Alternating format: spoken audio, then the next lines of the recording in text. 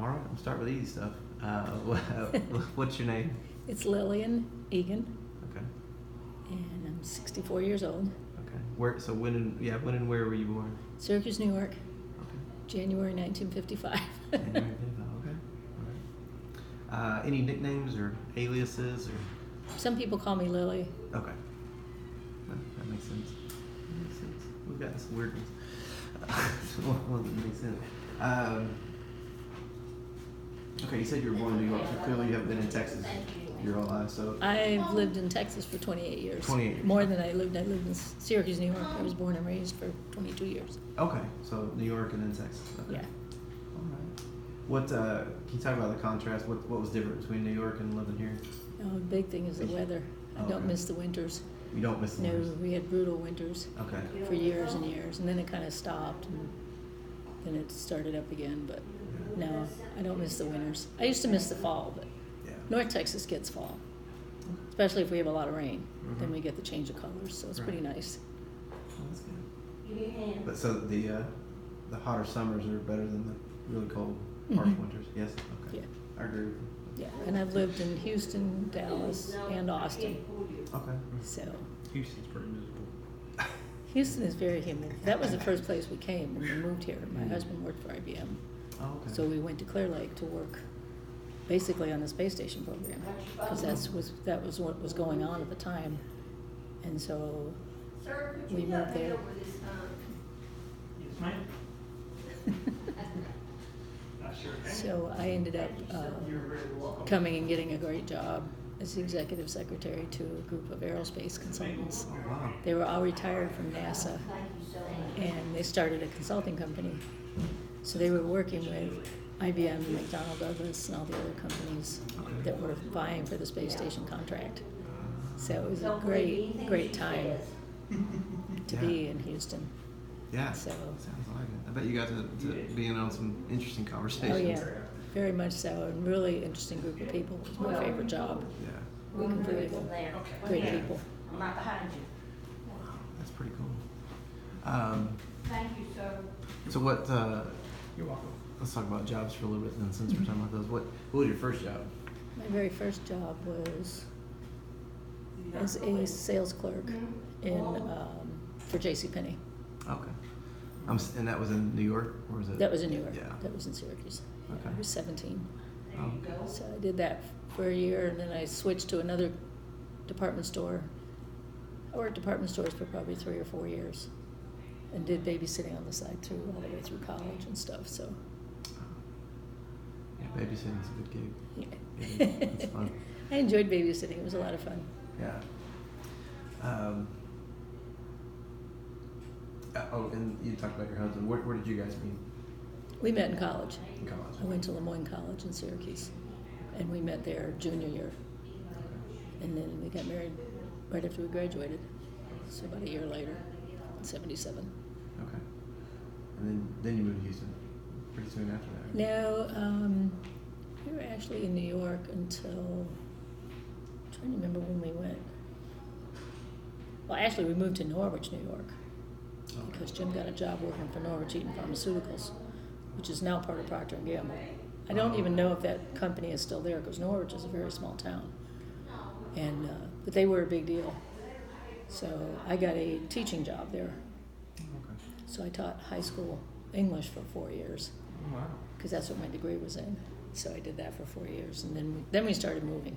Okay. He got a job with IBM, and we moved from Norwich to Clear Lake, Texas. That was a struggle for my parents, because I'm an only child, and so going that far away. But they came to visit quite a bit, and we were there for 8 years.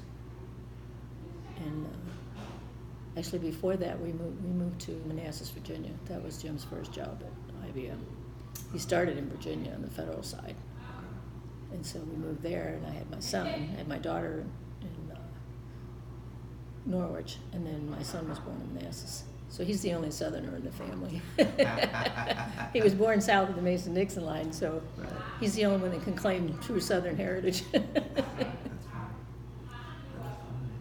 And so, your kids live around here? They live My daughter lives in Austin Okay. with her husband, J.P. Lewis, and they have 2 kids.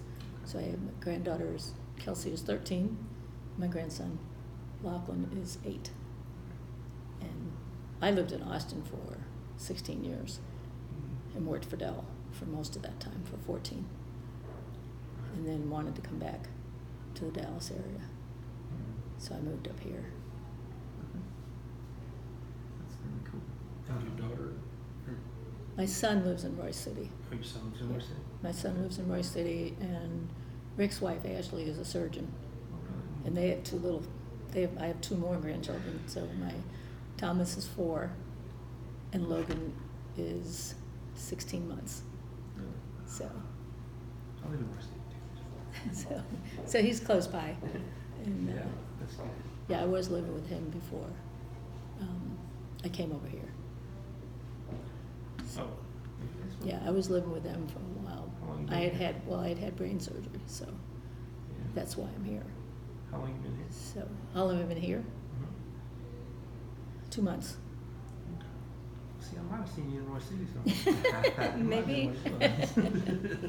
He was way out in the boonies. He's out in, I can't remember the name of but he's off 524. Yeah. Okay.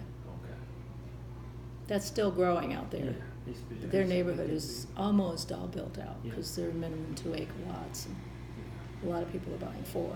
So they have space. Yeah, they love it out there. Oh, yes, it's nice. He loves It's it out better there. than the hustle and bustle around here. Yeah, yeah. And I worked downtown in Dallas for a while too, and didn't miss that drive. I got it. Crossing My that last bridge. job was my last job was actually in Louisville, where I was living. It was 10 minutes from my house. So I went from 3 years of driving downtown back and forth, a minimum of 2.5 to 3 hours a day, and to 10-minute drive. So that was my last job. I was at Medical City, Louisville. Oh, wow. So So you've done quite a few different things, from teaching to space engineering to. well, I went Hospital. from teaching to being a secretary. That's what they called us back in the day, Right. and so I actually liked it better. Mm. And I always ended up working for executives, so it was really pretty nice. Yeah, you sound And very I liked it smart. better than, it's very similar to teaching kids though sometimes. It's like herding cats. Having bosses is like herding cats sometimes, but it was more interesting, it was more fun. It was also easier to get work, and it paid better. Teaching does not pay that well. And teachers are probably the most underpaid, underappreciated I people agree. on the face of the earth. I agree. So Yeah, I don't think it's gotten any easier. it hasn't. I It's have only friends that gotten were harder. career teachers, and I admire the people that stayed with it for a career, because I wanted elementary, but the school I went to didn't offer elementary. I would have had to go on and get my master's, and I just wasn't in the mood to do that. See, the teachers definitely don't get respect from the students like they used to either. No, I went to private schools my whole life, so we didn't see too much of that nonsense. My kids went to public schools, so I know better Yeah. what that was all about. It's a lot of both sides. Yeah. Some of the teachers need some training sometimes. Yep. Yeah. It just Sure. depends. But yeah, going to private schools, I definitely did not see that side of it at all. We had mostly nuns, and I had nuns and priests in high school. And Lemoyne was a Jesuit college, so we had both. We had everybody up there, but we had quite a few Jesuit priests teaching. Of course, we didn't know they were priests half the time because they didn't wear their collars. They wore casual clothes, and Mm. so it was a lot of fun. That was my best education. The private school? Right, or the Going to the Jesuit college. Oh, the Jesuit college. Yeah, because I was raised Roman Catholic, and Okay. they have a different approach to teaching it than Roman Catholics do. Yeah. Because, growing up, we weren't allowed to ask questions about anything. It just And is what it is. It is what it is, and you just follow. You're supposed to. And I always found that kind of curious. And my mom used to challenge Mm. some of the stuff. She and my dad we'd have discussions about it, and she would challenge, and Dad would say, "No, you're supposed to just, you follow the faith and you believe what it is. If you don't believe in the Pope, then you're not Catholic." We just laughed about it. And then when I got to Lemoyne, part of our education was we had to take 18 hours of theology and philosophy, Mm. whether we wanted to or not, because it was a Catholic college. And so we took that, and it was very interesting and very enlightening, because we did ask questions. We were told to ask questions. And so we got into some pretty good discussions and learned a lot. Learned a lot more about it than just by following whatever you're told, Right. you know, so. Yeah, well, if you can understand some of the why behind it, Mhm. it definitely can, Yeah. can help for sure. And just being able to ask why, Right. or, you know, why is that such a big deal? You know, just being able to ask the questions really made a big difference. Yeah. And so it was all good. All right. So we talked about your jobs. I have a list. It's just a favorites list of. Mhm. So if you have an answer, great. If not, it's okay. So, favorite food or type of food? Mexican. Good answer. Tex-Mex, I should say. Yeah. Wow. It's Tex-Mex. Right. Texans call it Mexican. Food, job, cars. My Yeah. favorite car was always a Corvette. I never owned one, though. Okay. I had a friend that did, but I never owned one. And my second favorite car I had for 10 years was a 73 Volkswagen Bug. Oh, okay. Baby blue, Baby blue. when they first came out. Okay. So, yeah, I had that for 10 years. It was a good car. Those are good cars. Movie. Favorite movies. One of my favorite movies is Big, Oh, with Tom Hanks. yeah. Yeah. That was a good one. That is a good one. Music or song or band, somewhere in there. Music, I like most country. Okay. I like most country music. And it can be some new wave, some new country, but I like a lot of the old timers. A lot of the standard old, yeah. Yeah. I was gonna ask because a lot. But even older than that, like Willie Nelson and Yeah. even the Oak Johnny Ridge Cash. Boys and go back to traditional country. Yeah, that's good Yeah. stuff. Yeah, there's definitely different thoughts on that.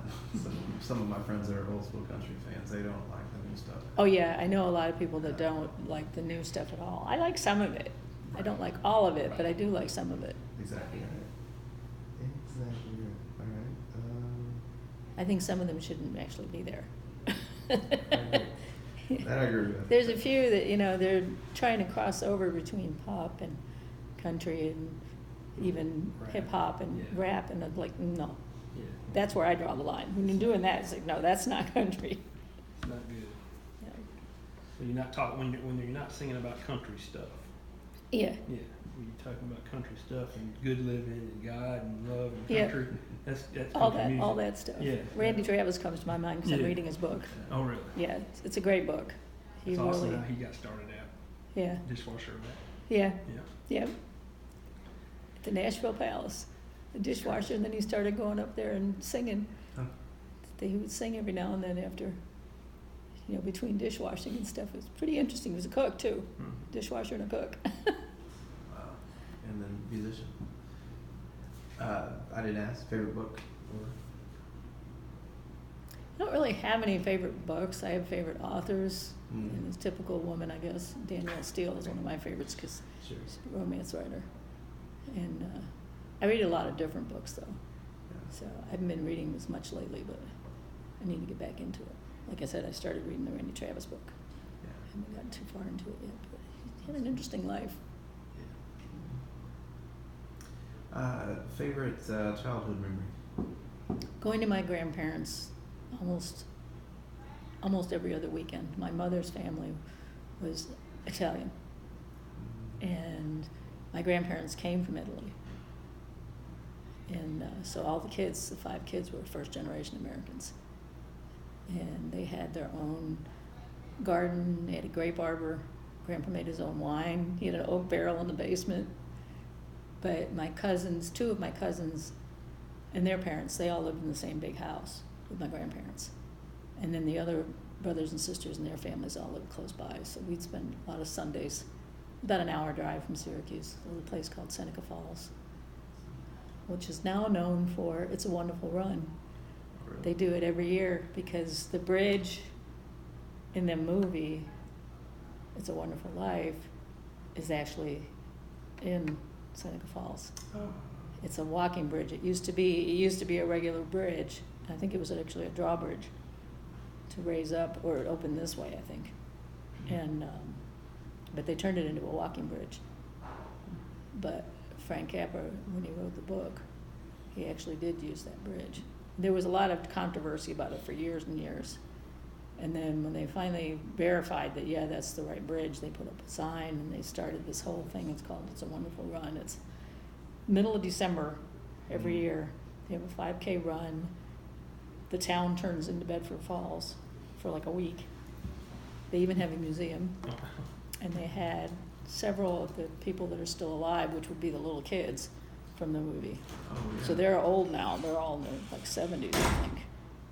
And they came a couple of times. They have some artifacts from the movie in the museum and stuff. It's really put Seneca Falls on the map, because Seneca Falls is a little tiny. Mm. They still call it a village. It's actually a town, but I think they keep it a village for tax purposes. It has more people than a village, but not enough to call it a city. Mm. So I think technically it's a town, but it's really small and has a really quaint little downtown and stuff. And Has of post course, office. yeah, it has. I think it has its own post. I think it does have its own post office. Yeah, because it has its own zip code. So, but yeah, everything around there is kind of small. Oh, wow. Geneva is where some of my other relatives lived, and Auburn. I have cousins. I still have a lot of cousins there, because they all had big families. They all had 4 and 5 kids. One of them had 7. So, yeah. And when you think about New York, most people today think about the big buildings and all that stuff. They don't think about the beautiful upstate New York. Yeah. It's just Yeah. breathtaking. Yeah. I love that up there. Oh, yeah, I used to love going. We used to go to the Adirondacks. It's just a beautiful part of the country.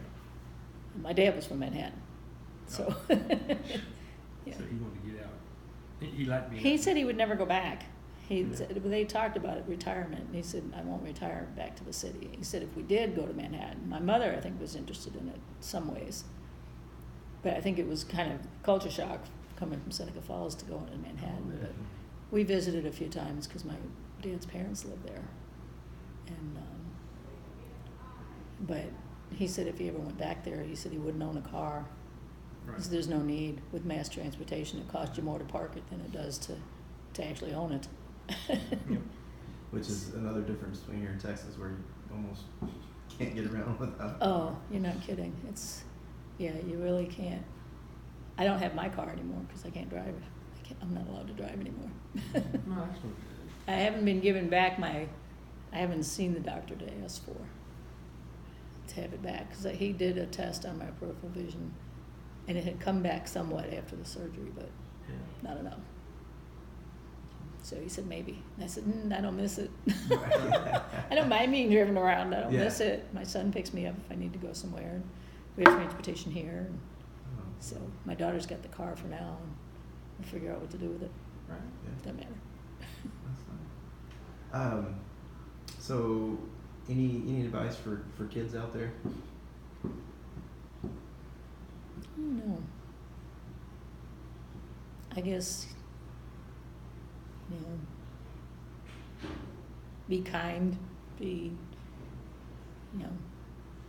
decide what you want to do with your life. Pay attention to your elders. They do know something. You may not think so, but they do. They've seen a thing or two. Yeah. Yeah. What about for the parents out there raising these kids?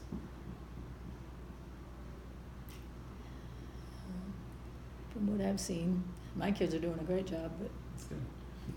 more people need to do that. More people need to actually pay attention and raise their kids, not pawn them off on daycare and school and expect everything to just happen. There's too much of that. The kids have too much freedom. That's not a good thing. No. Too much freedom, too much electronics. There need to be limits. My kids, I'll have them with theirs. Of course, the older ones especially, my 13-year-old, the 8-year-old. He loves his video games, but he has time limits.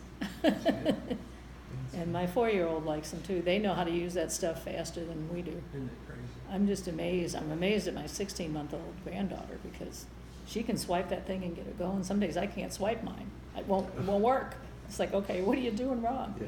She touches it and she swipes it and she's going to be dialing somebody. We said, you're going to get bills from China pretty soon because she starts hitting numbers. She's gonna dial some magic number from some faraway place. So, but yeah, my kids have it right for some reason. I don't know if I'll take enough credit for it, but we tried. You know, it's all you can do. You do the best you can. My dad said unskilled labor. We were unskilled labor raising our kids, so Right. we do the best we can. Right. There ain't no book. I like that. I like that terminology. As far as I mean, it's true. Right. Well, you can read all the books you want, but you can't pigeonhole a kid. Yes, Right. No kid, there's not a kid around that fits those books. You know, Right. Dr. Spock might have had some good ideas, but you really have to just kind of Yep. roll with it and be aware of who they hang out with and where they're going and what they're doing. I mean, I'm sure my kids thought I was the mom from hell sometimes. Where are you going? You will be back at this time. If something happens, you call me. I'll come and get you. No questions asked. If I get a call from a police officer, you can cool your heels in jail. I'll see you in the morning. Right. They're like, you wouldn't do that. I said, There you go. don't try me. They never did. We had a neighbor who did that with his son. Yeah. Oh, my mom did that to me too. She left me in there. I was like, well, I said, you get it. I said, you got to draw the boundaries somewhere. They don't learn. You know, you go pick them up every time and make excuses for them. Yeah. But, Right. you know, whatever works. What? So you worked, you know, near or with aerospace engineers and that kind of stuff. So you've been around technology. What's your favorite piece of technology these days, or what you've seen? Anything Apple.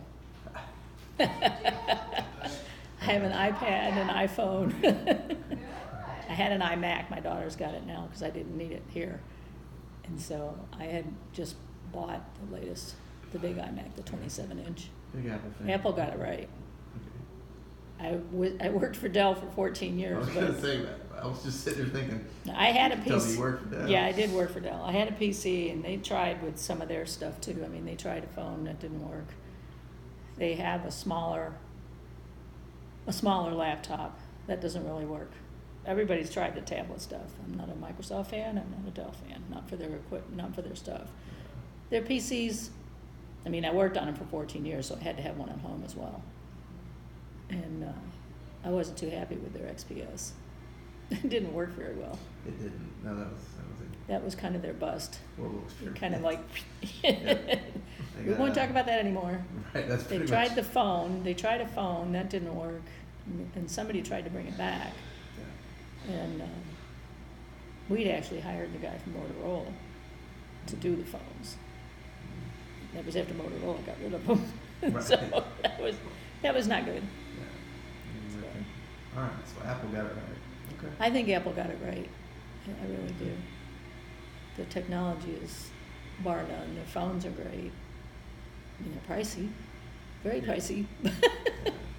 You would think over time, now that millions of people have these phones, that the prices would come down. But Why lower them if people still buy them? well, that's true. That's- If they're willing to right. buy, that's Yeah, that's they true. If the keep people are selling out. willing to buy, 8, 9, they can keep it up. $1,000. Very good. Yeah. Anything else you want to share in particular, or something we haven't covered? You just want If Yeah, somebody sure. if somebody's to watch this video, because it's going to be posted on YouTube Mhm. for generation to see, is there anything you would like to say to the generation after the next that might be watching this, that wants to know who their grandma was, their aunt, their uncle, you know what I'm saying? Just, Can't really think of anything. Yeah. That's For my kids, I'm very proud of both of them. They've done a good job raising their kids, and they've got great spouses. And, just do your best, one day at a time. That's about all you can do. good. Yeah. All right. Well, thank you for your time. Okay. We appreciate it. All right. And, Well, thank you. you were really good.